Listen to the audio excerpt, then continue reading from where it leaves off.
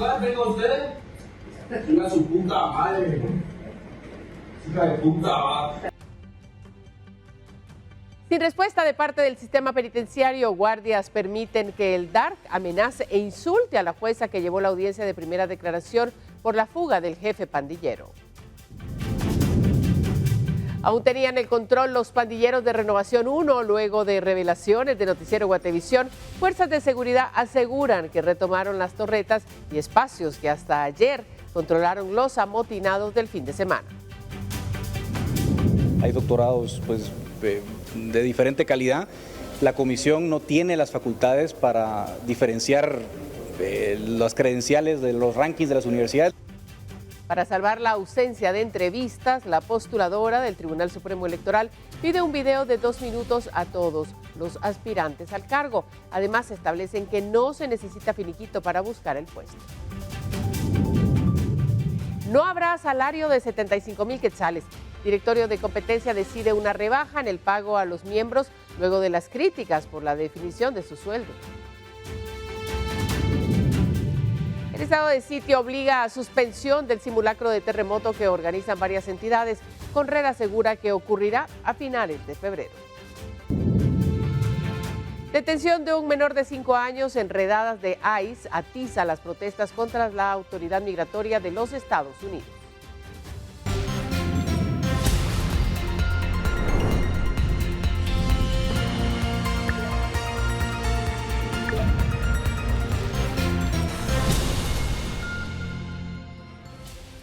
¿Cómo está? Bienvenidos. Gracias por estar a esta hora informándose con nosotros en esta emisión estelar de Noticiero Guatevisión. Tenemos muchas noticias. Es bueno que las conozcas a las puertas del fin de semana. Vamos a ellas de inmediato. Después de 3 intentos, finalmente se desarrolló la audiencia de primera declaración del DARC, uno de los reos recapturados tras fugarse de Fraijanes 2 en octubre pasado. En declaraciones reveló que la fuga había sido coordinada con autoridades y que salieron de prisión usando uniforme policial y en patrullas. Una requisa fue que nosotros salimos vestidos de policías todos, ¿va? El director de la policía fue que nos mandó los trajes, nos mandó las patrullas en las que salimos, ¿va? Y así fue como nosotros nos fuimos, ¿va? Y eso es, pues, más que todo, si fueron las cosas, nosotros, el gobierno, más que todo, fue que nos dijo que saliéramos, pues, nos dio la oportunidad de salir, para que todo estuviera tranquilo, ¿va? Y que nosotros íbamos a tener seguridad, pues, que no nos iban a estar persiguiendo en ningún lado, íbamos a poder estar tranquilos, ¿va? Ese fue el pacto que hizo el gobierno con nosotros, pues, por eso fue que a ellos accedieron y la verdad nosotros sí les dimos un par de besitos, ¿va? Para que poder salir, ¿va? Según las declaraciones de Milton Najarro, alias Dark, así se habrían fugado 20 pandilleros del barrio 18 de la cárcel Fraijanes 2. Durante su intervención, señaló a exfuncionarios de gobernación, del sistema penitenciario y al presidente de la República. Llegó el que era director del sistema penitenciario, llegó a hablar con nosotros, ¿va? Que llevaba una oferta que iba de parte del ministro de Gobernación, de parte del presidente y de parte de toda esa cúpula, ¿va? Entonces, llegó él diciendo que la oferta era de que fuéramos nosotros, pues, los que nos fuimos, de que las cosas iban a estar bien, vayan a estar tranquilos, no nos iban a chingar, pues, no nos iban a perseguir, nada. Lo que ellos querían era tranquilidad del país. El DARC fue recapturado el 23 de diciembre en Los Amates y Zabal en seguimiento de una denuncia recibida. Al inicio de la audiencia, el reo se oponía a seguir las directrices de la jueza de turno, a quien insultó a pesar de estar custodiado por guardias del sistema penitenciario y del director de la cárcel Matamoros, donde guarda prisión. Dígame, padre, si no continúa la audiencia. Me voy a ir, sin continuar, me voy, ¿qué? Ahí está el director. Ahí está el director. Bueno, entonces vamos a continuar. Por favor, señor director, ejecute la orden que se le dio anteriormente. Por favor. Mi orden, pregúntale a ver si me va a tocar, venga usted. Venga su puta madre. Hija de puta, va. Fácil mandar una puta orden de aquí para allá. Bueno, señor director, por favor, ejecute la orden. ¿Qué puta orden va a ejecutar? ¿Qué puta orden? La juzgadora resolvió que el DARC enfrente un nuevo proceso por evasión y portación ilegal de arma de fuego. Se otorgó un plazo de 3 meses al Ministerio Público para continuar con las investigaciones. Además, se programó la audiencia de etapa intermedia para el 7 de mayo en el Juzgado Cuarto Penal. De los 20 reos fugados, 6 han sido recapturados y uno más fue encontrado sin vida en una vivienda de El Jocotillo, Villacanales. Y al consultar a la presidencia sobre una postura ante las acusaciones del DARC, se nos respondió con un comunicado publicado hoy por la Policía Nacional Civil, en el cual se califica lo dicho por el pandillero como un ataque mediático, un patrón recurrente que activan los criminales cuando su control se ve comprometido. Nos incriminan porque no nos prestamos a ningún acto de corrupción. La Policía Nacional Civil no negocia con criminales, se lee textualmente en el comunicado. En el texto también arremeten contra el DARC, señalándolo como un delincuente condenado, consciente de que jamás recuperará su libertad y que al no tener nada que perder, recurre a la difamación para desacreditar al cuerpo policial que lo capturó.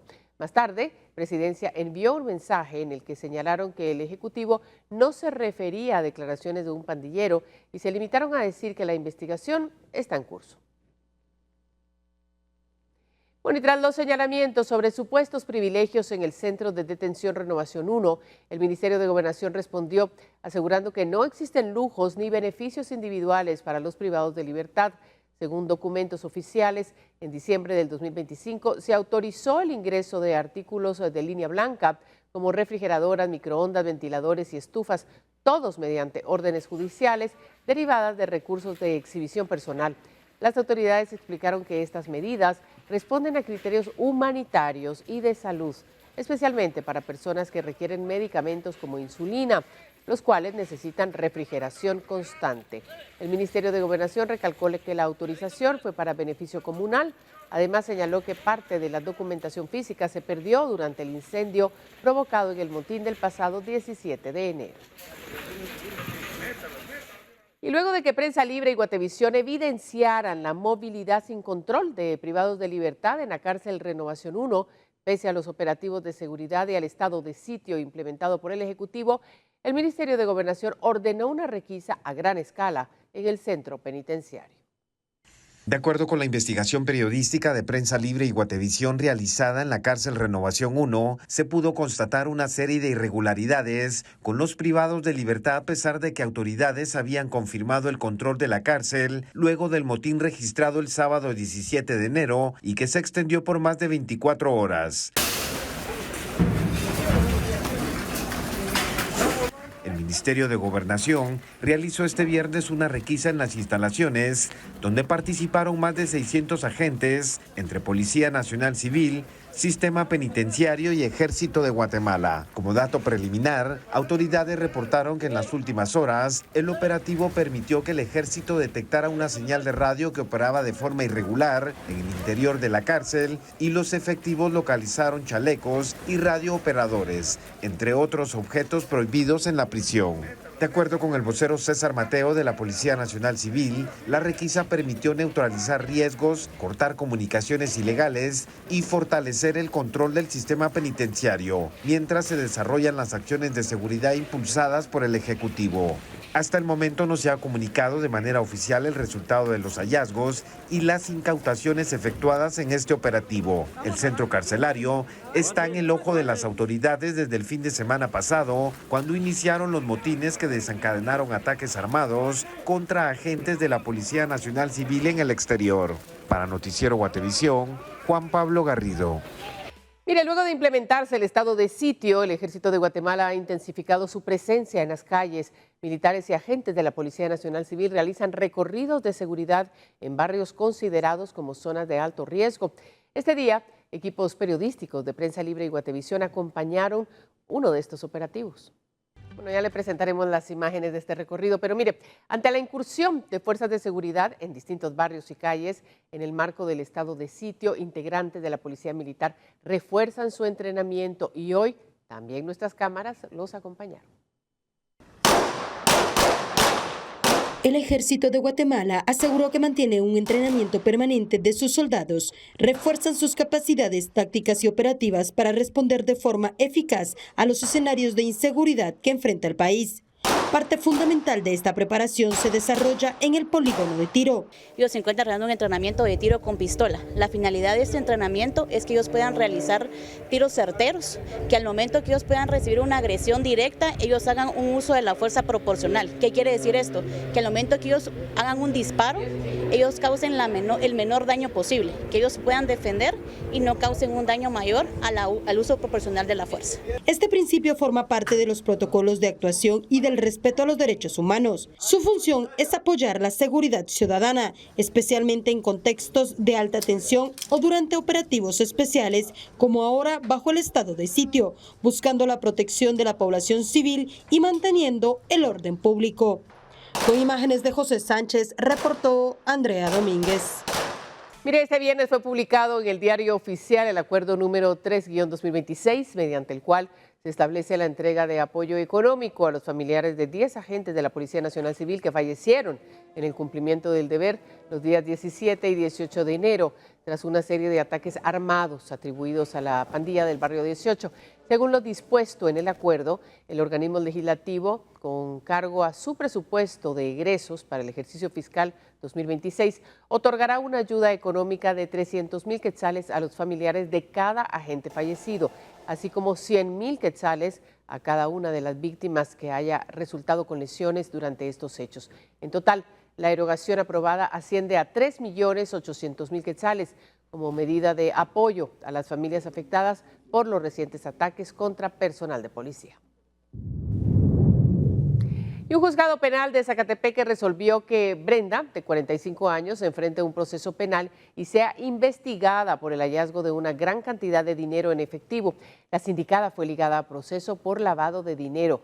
Fue detenida por agentes de la Policía Nacional Civil en el kilómetro 82.8 de la Ruta Nacional 14 en San Juan Olotenango, Zacatepeques, cuando se transportaba en un pick-up modelo reciente, en el cual encontraron 345,700 quetzales en efectivo de dudosa procedencia. El dinero, el vehículo y 2 teléfonos celulares fueron incautados. Bueno, y en más noticias, por videoconferencia compareció Kevin Rivas Cordón para la continuación del juicio en su contra. Es sospechoso del crimen de Litzy Cordón, su prima. La joven de 20 años fue encontrada sin vida y con signos de violencia el 6 de octubre del 2020. Su familia declaró este día ante un tribunal. Kevin Rivas Cordón enfrenta juicio por su presunta responsabilidad en el crimen de su prima Litzy Cordón, una joven de 20 años que fue reportada desaparecida el 5 de octubre de 2020 y un día después fue localizada sin vida y con señales de violencia. Hoy, en un audio reproducido en el debate, se identifica el momento en el que el padre de Litzy negocia con el presunto secuestrador de su hija. Los captores exigían 5 millones de quetzales para liberar a la joven. Lo que tengo ahorita a mano, cabal, son los 42,500, pero queremos que nos haga el favor de hablar con ella. Conseguir más y hablar con ella. Pero si no tengo, yo ya di vueltas por todos lados, ya dimos vueltas por todos lados y no tengo yo dinero. ¿De dónde pues? Si había ofrecido lo otro y mi familiar se me echó para atrás. Ya hoy ya no me los quiere dar, no me los dio. El padre de Litzy y su abuela declararon en calidad de testigos ante un tribunal y recordaron la forma en que recibieron la noticia sobre la desaparición de la joven. Me dijo el que me habló, mire, aquí tengo a su hija, me dijo. Y queremos 5 millones por el rescate, me dijo. Entonces le dije yo, 5 millones, le dije. 5 millones, pero a saber de qué, le dije. Va, entonces colgó y al poquito tiempo, como los 10, 15 minutos quizá, volvió a llamar. Ahí es donde mismo, a la casa de la abuela. Y me volvió a llamar ella. Y me volvió a decir lo mismo. Y me dijo, pues si no entregan ese dinero, me dijo, por pedacitos se la voy a entregar, me dijo. El debate contra Kevin Rivas Cordón continuará el próximo lunes 26 de enero, donde se seguirá diligenciando las pruebas del proceso. Con imágenes de Byron Baiza, informó para Noticiero Guatevisión, Elmer Vargas. Y el cuerpo de un hombre fue localizado en el kilómetro 22 de la ruta a Bárcenas, en Villanueva, a un costado de la cinta asfáltica. La víctima se encontraba envuelta en sábanas y hasta el momento no se conoce su identidad. Al lugar acudieron elementos de bomberos departamentales, quienes informaron que la persona había fallecido durante este año. Durante este año se han localizado otros cadáveres en condiciones similares en Misco y en la zona 13 capitalina, hechos que están bajo investigación. Y una persona fue localizada sin vida bajo el puente de la Doraldina en la zona 2 de Misco. El cuerpo se encontraba en estado de descomposición, por lo que socorristas de bomberos municipales departamentales realizaron labores para recuperarlo. Tras confirmar el fallecimiento, se dio aviso a las autoridades correspondientes, quienes quedaron a cargo de las diligencias para establecer la identidad de la víctima y las causas de la muerte.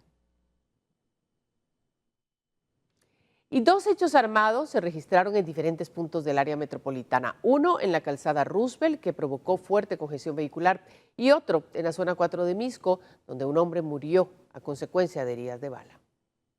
Se registró un ataque armado en la calzada Roosevelt, a la altura de la 11 Avenida de la zona 7 capitalina, en sentido hacia la ruta interamericana. De acuerdo con información de bomberos voluntarios, el hecho habría ocurrido durante un presunto asalto a los ocupantes de un vehículo particular. En el lugar fueron atendidos dos adultos mayores, quienes presentaban crisis nerviosa, sin evidencia de heridas de bala, por lo que no fue necesario su traslado a un centro asistencial. El vehículo involucrado permaneció en el sitio, mientras se realizaban las diligencias correspondientes, lo que provocó fuerte congestión vehicular. Autoridades de Emetra reportaron que el tráfico se extendió hasta el sector del Trébol de Vistahermosa en la zona 15 capitalina y pidieron dirigirse por vías alternas. Otro hecho armado se registró en la 10ª calle y 1ª avenida de las Guacamayas, Montserrat 1, zona 4 de Misco, donde un hombre murió por heridas de bala. Localizamos a un vehículo de uso particular estacionado de una manera irregular y que presentaba varios impactos por proyectiles de arma de fuego.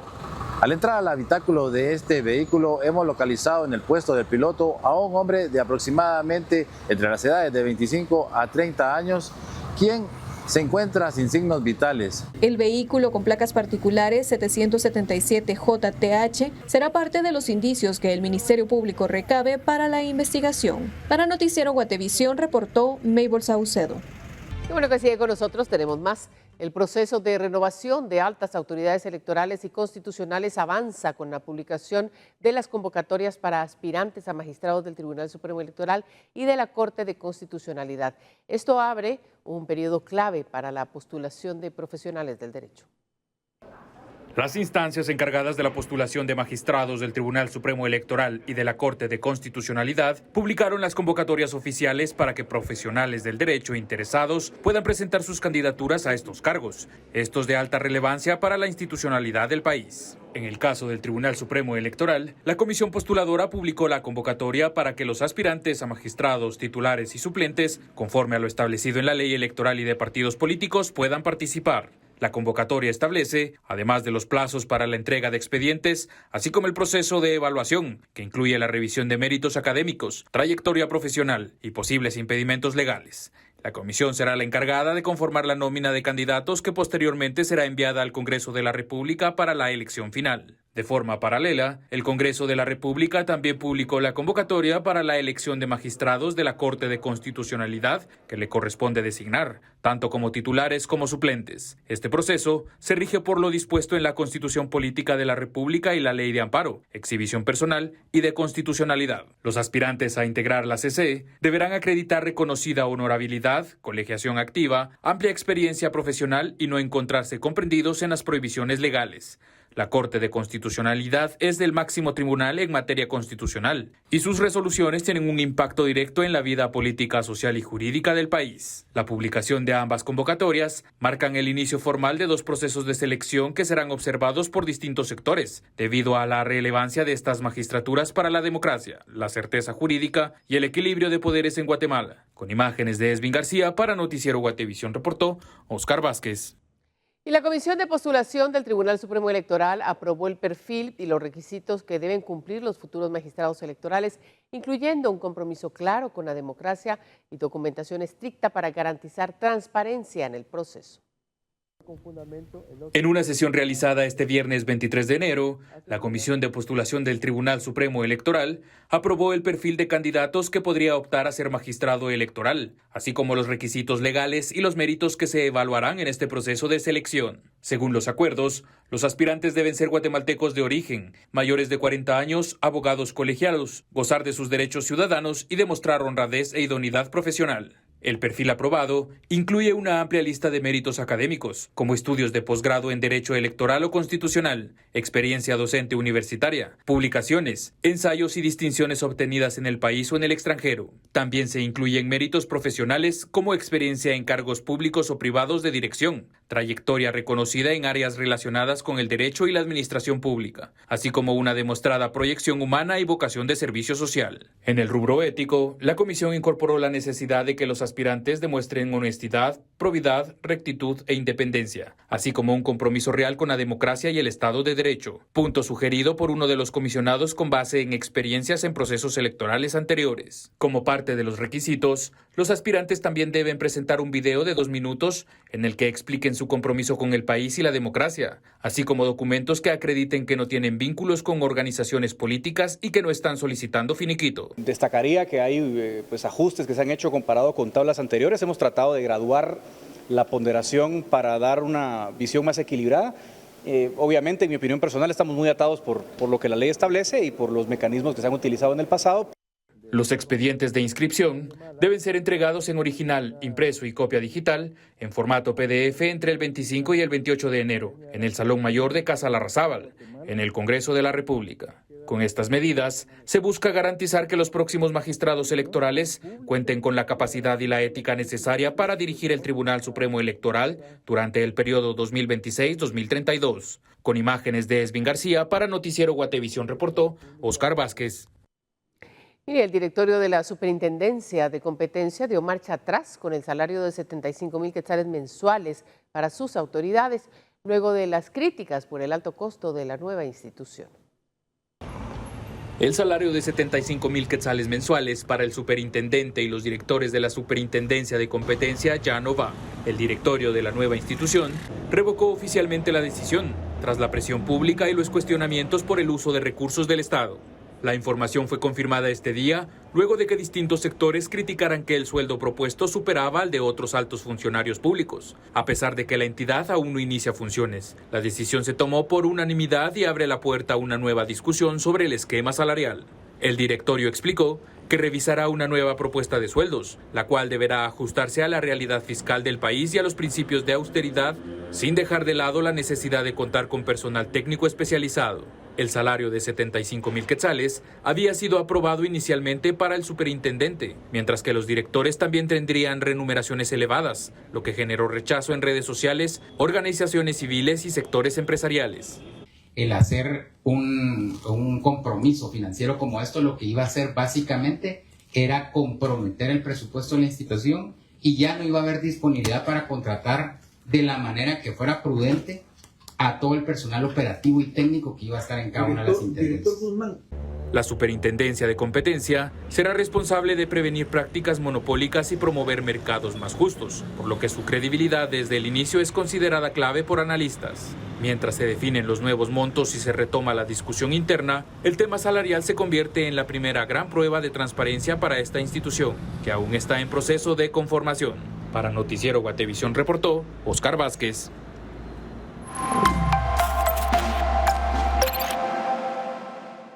Mire, 5 regiones concentran casi 3/4 partes del Producto Interno Bruto del país, con la metropolitana, la suroccidental y la central liderando el aporte económico y marcando profundas brechas de desarrollo entre los territorios. El Banco de Guatemala presentó por primera vez el Producto Interno Bruto regional y departamental, una medición que revela qué regiones y departamentos sostienen el crecimiento del país. Los datos muestran que 5 territorios concentran el mayor aporte al PIB. El departamento de Guatemala, Escuintla, Quetzaltenango, Alta Verapaz y Huehuetenango. Solo la región metropolitana aporta el 43.3% del PIB nacional, seguida por la suroccidental y la central, que en conjunto concentran más del 72% de la producción económica del país. En cifras, el PIB nominal de Guatemala alcanzó en 2023 más de 817,000 millones de quetzales. A nivel departamental, Guatemala lidera con más de 354,000 millones, seguida por Escuintla y Quetzaltenango. El presidente del Banco de Guatemala, Álvaro González Richie, destacó que esta medición permite analizar el crecimiento desde una perspectiva territorial, identificar sectores clave y apoyar decisiones en infraestructura, salud e inversión, con el respaldo técnico de la CEPAL y el FMI. El informe también revela contrastes. Mientras departamentos como Zacapa, Sololá y Guatemala registraron crecimiento, Izabal reportó una contracción económica del 5.8%, principalmente por la caída en minería e industria manufacturera. Expertos señalan que estos datos confirman el surgimiento de nuevos motores económicos fuera de la capital, impulsados por la construcción, las finanzas, el comercio y el efecto de las remesas, abriendo la puerta a un desarrollo más equilibrado en el interior del país. Para Noticiero Guatevisión, Paula Osaeta. Don't know what could happen, man. Of course. Yo, watch your head, buddy. Watch your head, brother. This glass, yeah. And like I said, brother, he has antlers, so just a heads up, you know what I mean?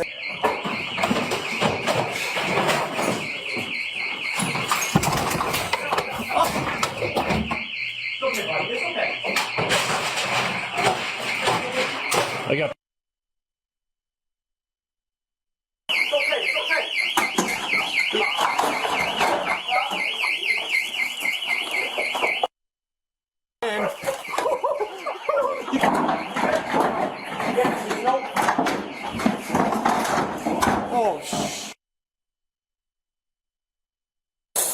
Clear up here.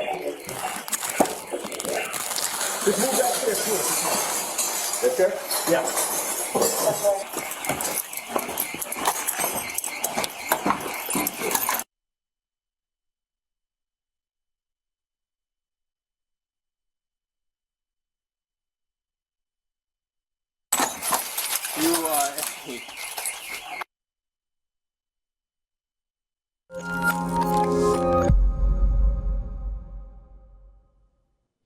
Bueno, esas fueron las imágenes sin palabras. Y mire, ahora vamos a retomar el tema que le queríamos presentar anteriormente, porque luego de implementarse el estado de sitio, el Ejército de Guatemala intensificó su presencia en las calles junto con la Policía Nacional Civil, realizando recorridos, y precisamente un equipo de Noticiero Guatevisión y Prensa Libre estuvo acompañándoles y tenemos para usted las imágenes.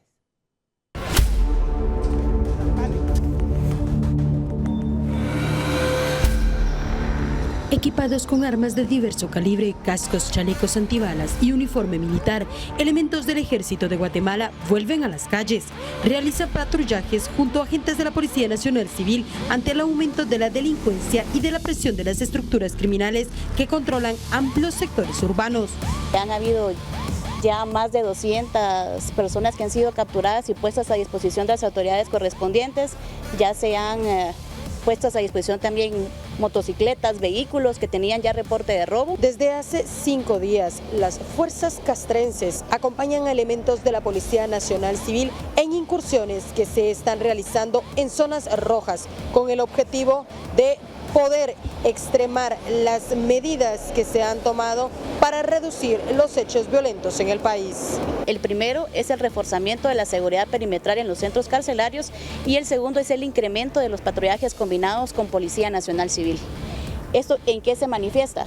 Primero, en patrullajes motorizados y a pie y en puestos de control y registro. Entre calles estrechas y miradas atentas, los militares ingresaron este viernes al barrio El Gallito en la zona 3 capitalina. Se trata de un sector marcado por la presencia de pandillas y donde en otros momentos las fuerzas de seguridad han sido recibidas a balazos. Está bien, ¿verdad? Porque aquí sobran los ladrones. El operativo también alcanzó a Guajitos en la zona 21, donde integrantes del barrio 18 buscan ganar terreno, aunque históricamente 2 clicas de la Mara Salvatrucha han tenido el control. La disputa territorial mantiene en zozobra a los vecinos. Ante ello, principalmente aquellos que radican en áreas consideradas como puntos de alta criminalidad, piden que esto se mantenga, incluso pasado el estado de sitio. Yo no salgo, ni llevo teléfono, ni llevo nada, salgo nomás ahí nomás rapidito, porque a mí me da pánico, fíjese, no salgo. Aquí pidiéndole a Dios todos los días que no pase nada, fíjese, sí. Según las autoridades, los operativos continuarán en distintos puntos estratégicos del país como parte de los esfuerzos para restablecer el orden y garantizar la seguridad ciudadana. Con imágenes de José Sánchez, reportó Andrea Domínguez. Más información: en la calzada San Juan y Octava Avenida de la zona 7 capitalina se registró un accidente de tránsito que dejó como saldo 2 motoristas fallecidos y 1 más herido. Bomberos voluntarios llegaron al lugar y confirmaron que los 2 hombres ya no contaban con signos vitales a consecuencia de las graves lesiones. El herido fue trasladado al hospital de emergencia para su atención médica. Los cuerpos quedaron sobre el asfalto al lado del arriate central, uno en cada sentido de la vía, lo que obligó al cierre de 2 carriles, uno por dirección. La motocicleta quedó a un costado de uno de los fallecidos. En el lugar se percibe fuerte carga vehicular. Y desde hoy viernes 23 a las 10 de la noche hasta el sábado 24 a las 4 de la mañana se realizará un cierre total en dirección al occidente por trabajos en el paso a desnivel de la calzada Roosevelt. La medida fue anunciada por el Fondo Social de Solidaridad del Ministerio de Comunicaciones. Durante ese horario no habrá paso vehicular en el tramo intervenido. Oficiales de tránsito recomiendan a los conductores planificar rutas alternas y atender la señalización colocada en el área para facilitar la circulación y evitar contratiempos durante el periodo de trabajos programados.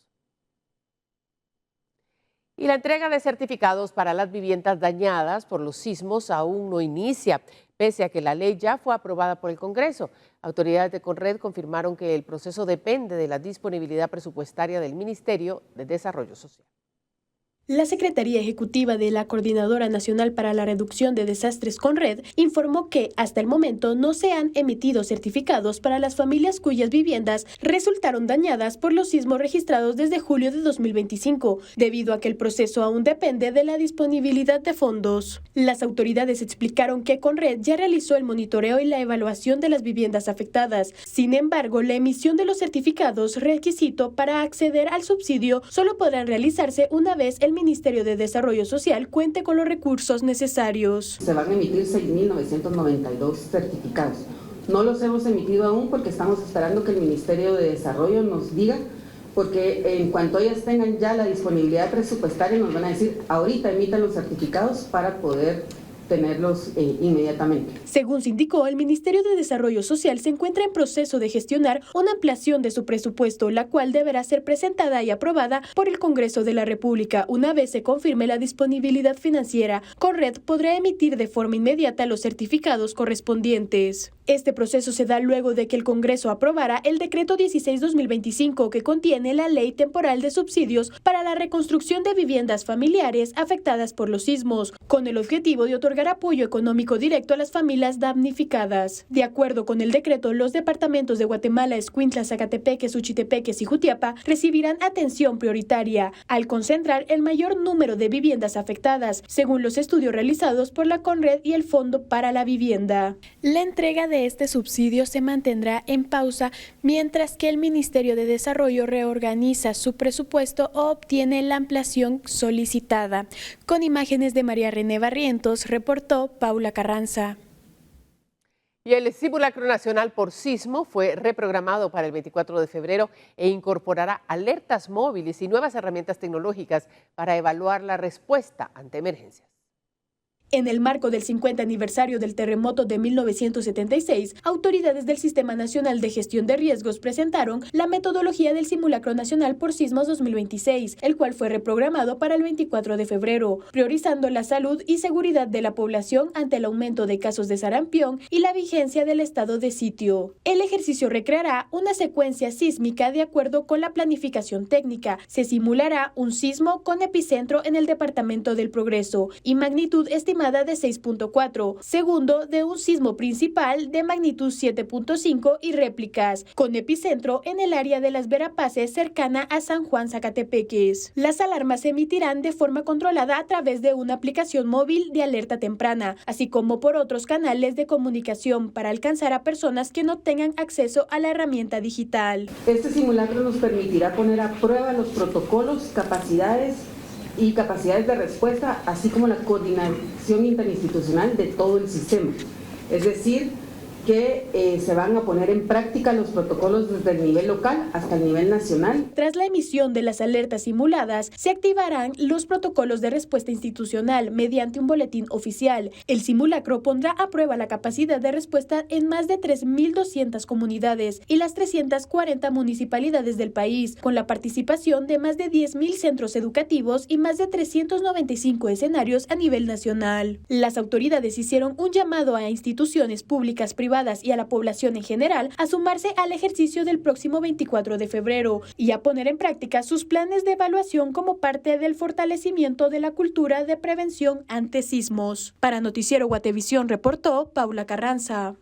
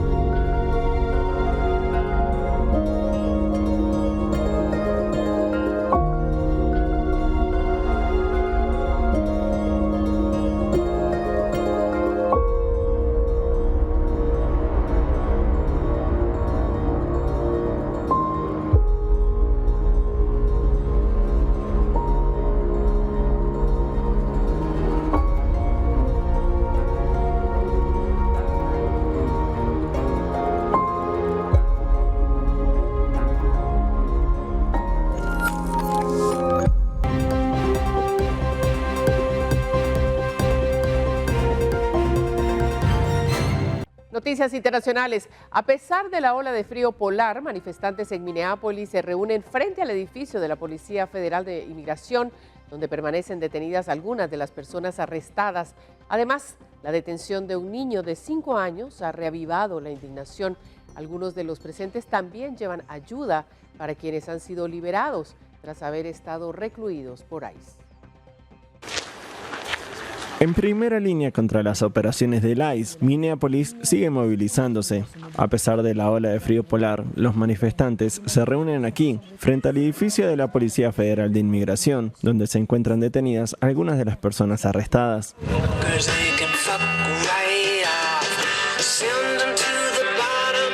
Tom Walda, procedente de Saint Paul, la ciudad vecina, se manifiesta aquí todos los días desde la muerte de René Good, el pasado 7 de enero, y tiene una forma muy particular de expresar su ira. Estamos a unos cientos de metros de los manifestantes, me echaron de allí, así que cogí unos altavoces y un amplificador más potente y desde aquí difundo música contestataria. Algunos de los manifestantes también traen ayuda para las personas liberadas tras haber sido detenidas por el ICE.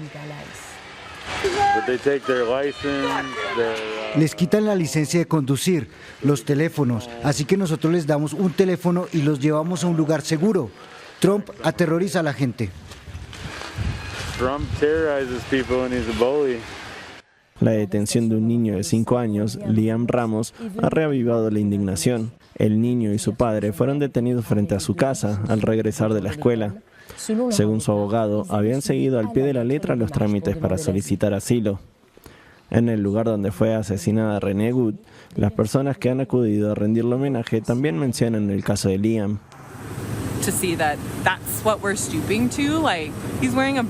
Así están las cosas. Lleva una mochila de Spider-Man y un gorro con orejas de conejo. ¿Por qué utilizarlo como cebo para sacar a la gente? Estos métodos son inimaginables.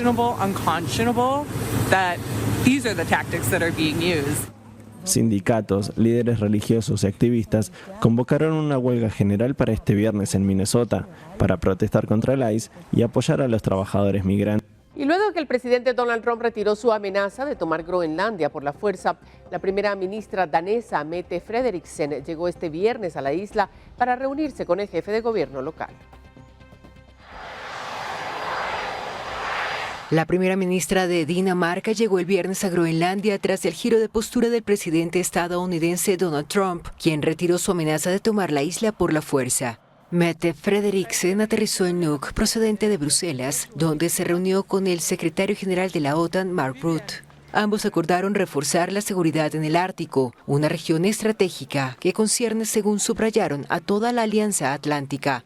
A su llegada, la mandataria fue recibida por el primer ministro groenlandés, Jens Frederik Nielsen, y destacó que su visita busca expresar el respaldo de Dinamarca a la población de la isla en un momento de tensión internacional. Es una situación grave en la que estamos, todo el mundo puede verlo. Ahora hay una vía diplomática y política que vamos a preparar, y de eso vamos a hablar. En respuesta a las tensiones, Dinamarca prometió hace varias semanas aumentar su presencia militar en Groenlandia. Según la radio-televisión pública danesa DR, las tropas desplegadas recibieron incluso la orden de estar listas para el combate ante un eventual ataque estadounidense. Paralelamente, Copenhague y Washington se preparan para renegociar el acuerdo de defensa firmado en 1951 y actualizado en 2004, que ya otorga a Estados Unidos amplias facultades para reforzar su despliegue militar, incluidos sistemas de defensa antimisiles. Aunque sondeos indican que la mayoría de los groenlandeses apoya una independencia total a largo plazo, analistas señalan que la presión ejercida por Trump ha contribuido a fortalecer por ahora las relaciones entre Dinamarca y Groenlandia. Y la primera ministra de Japón, Sanae Takaichi, disolvió este viernes el Parlamento, lo que abre el camino a elecciones legislativas anticipadas, convocadas para el 8 de febrero. Amparada en los altos índices de popularidad de su gabinete, la primera mujer en gobernar el archipiélago asiático había anunciado sus intenciones el lunes, en busca de respaldo público a sus medidas destinadas a proteger a los hogares del aumento del costo de la vida e incrementar el gasto en defensa. Takaichi espera resultados favorables en los comicios para reforzar su mayoría parlamentaria y obtener un mandato más fuerte. Mientras tanto, lo que le preocupa a la población son las medidas para hacer frente a la inflación, dijo un profesor de política de la Universidad de Tsukuba.